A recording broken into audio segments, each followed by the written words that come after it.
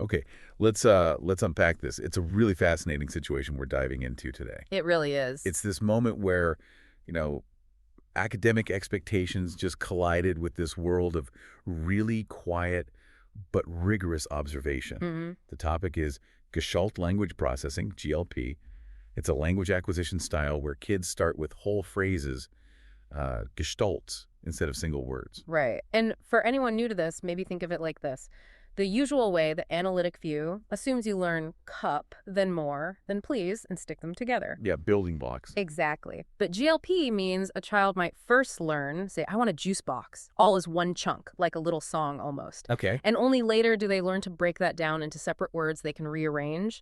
And the analytic establishment, well, they've always wanted hard proof for that pathway. And that's the hinge point, isn't it? Yeah. The author of our source material was actually outlining this hypothetical study, the kind of perfect long-term thing needed to convince the skeptics. The gold standard study, yeah. And boom, an email arrives Yeah. from Marge Blank. Marge Blanc, the originator of the Natural Language Acquisition Framework, NLA. Yeah. And she wasn't writing to argue about needing the study.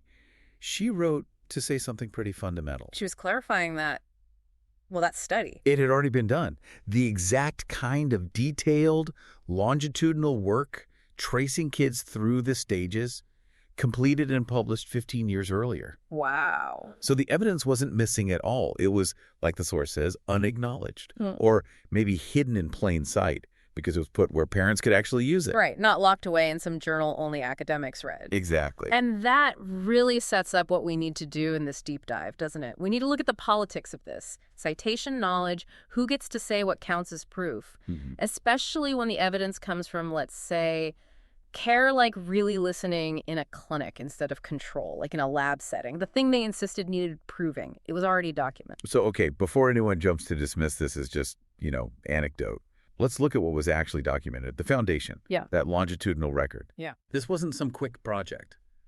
This was serious dedication at the Communication Development Center. What was the setup? How rigorous was it, really? It was a huge undertaking, really built on just careful, long-term observation. Starting back in 2005, Marge Blanc began publishing her findings in a 4-part series in Autism Asperger's Digest. Now, okay, it wasn't academic research in that university-funded, peer-reviewed journal sense, Right. but the method. It was rigorous in a way that, honestly, few university studies could actually match. Just incredibly detailed observation. And the scope you mentioned, Yeah. that's kind of staggering. 15 years. 15 years, listening, observing. They followed 85 children all the way through that developmental path. From the initial gestalts. Right, from the whole gestalts through breaking them down to actually using flexible analytic language. The whole arc. And they were tracking this how? Just listening. They were dedicating themselves to seeing the pattern, the continuity, where maybe others just saw mistakes or, fragmented speech. They weren't trying to prove a theory they already had. Oh. They were just focused on what the children were actually saying, recording utterances, transcribing them meticulously. Even the stuff people often dismiss, Yeah. like lines from videos, scripting, lyrical bits. They treated it all as data. Exactly. And here's the crucial part. They traced each child's language through really specific, identifiable stages, Right. like noting the whole, often emotionally charged gestalts first, then watching how those started to break down just partially into what you called mitigations, Okay. and then documenting when those fragments were used to create genuinely new combinations, and finally, seeing those turn into flexible analytic sentences the child built themselves. So a clear progression. A really clear, consistent mapping. And it showed this developmental pattern held true across all those kids over all those years. It was concrete, repeatable evidence of the NLA stages. And the source material points out this wasn't totally out of the blue, right? It mirrored work done earlier. Yeah, exactly. It lined up with the pathway the linguist Ann Peters described way back in her book, The Units of Language Acquisition. But Blanc applied it specifically to autistic children. Yes. Offering this clear developmental framework for a group often just left out of the standard language model. So why publish it in a parent magazine? That seems almost deliberately outside the academic system. Well, it was intentional, and that really gets to the heart of this whole thing. The idea was to put the findings where they could help immediately. Parents, therapists. Right. Frontline people.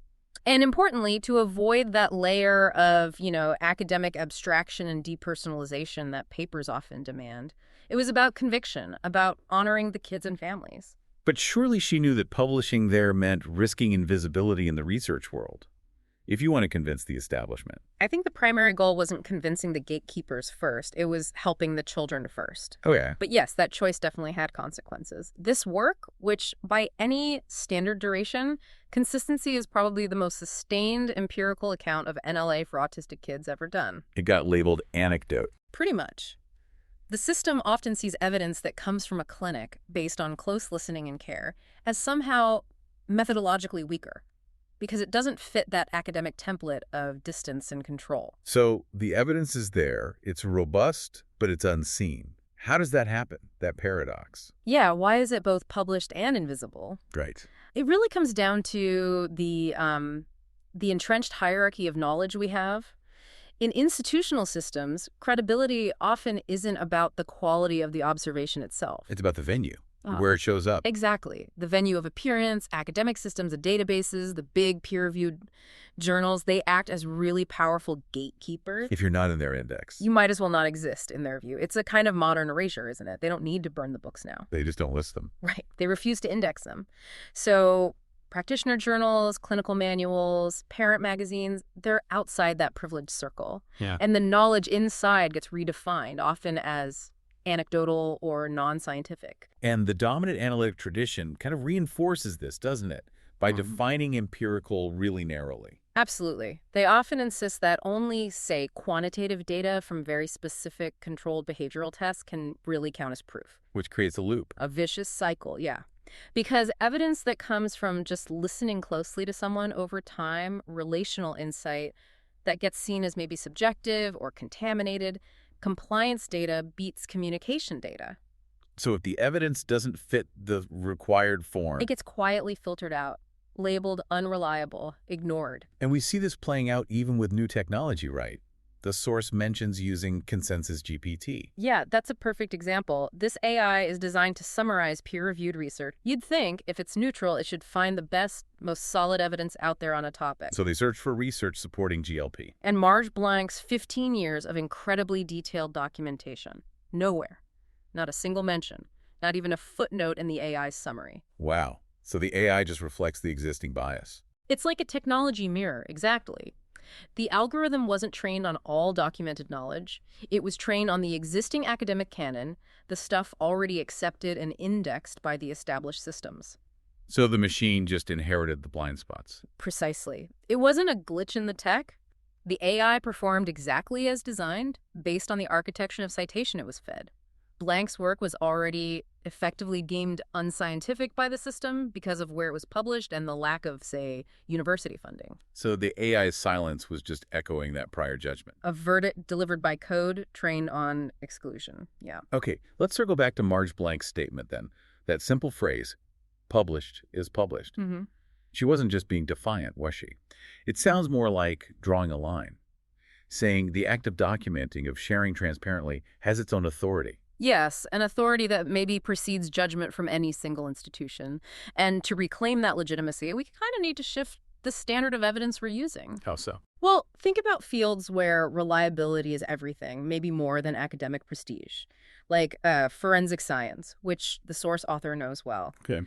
In forensics, what matters most isn't whether your analysis method was published in a top university journal versus, say, a practical trade manual like forensic Photoshop. What matters is, can you explain it?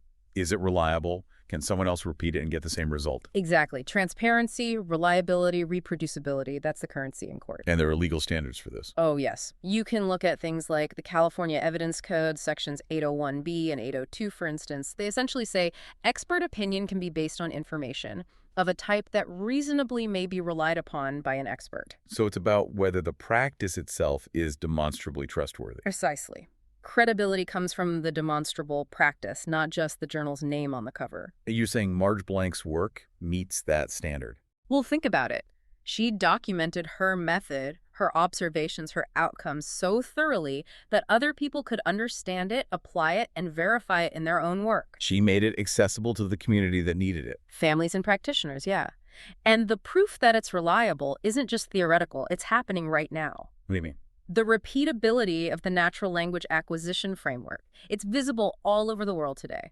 How does that look practically? It looks like the thousands of speech therapists, SLPs, educators working in different settings, different cultures, even different languages.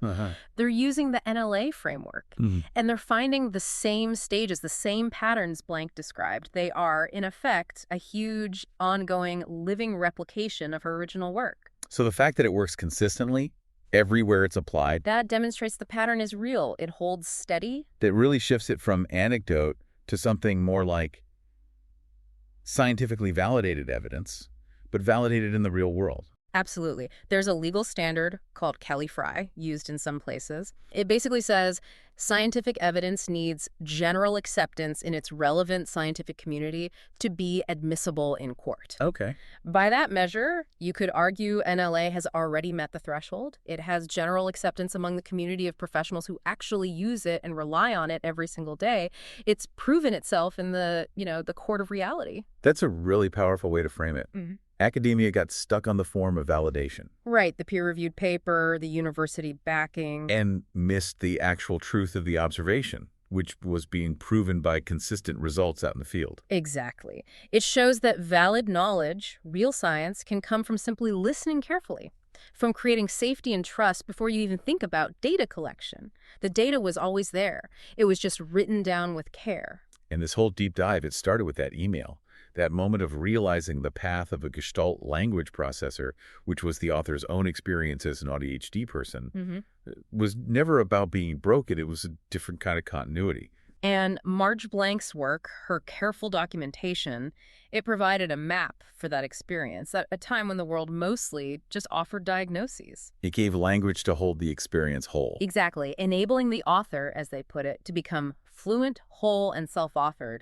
That's the real legacy, isn't it? Yeah. Her work did what important work does. It escaped the clinic walls. It entered the language of people's lives. Which really brings us back to that core question we started with. Something for you, the listener, to maybe mull over. If you have one study sitting proudly on JSTOR, university funded, but its methods kind of erase the real experience of the people it's studying through really rigid controls. Right. And then you have a clinic documenting the truth meticulously and writing it down where parents can find it immediately, find a map for their child's life. Which one of those is truly science?